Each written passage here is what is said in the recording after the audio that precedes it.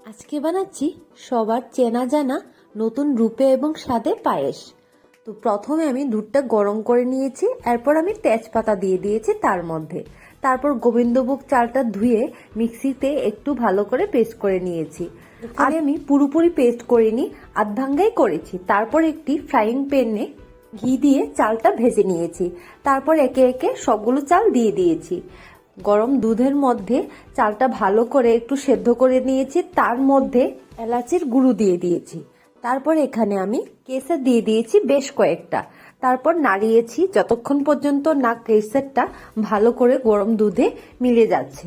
তারপর এটার মধ্যে আমি দেখছি বারে বারে উঠিয়ে যে চালটা সেদ্ধ হয়েছে কিনা।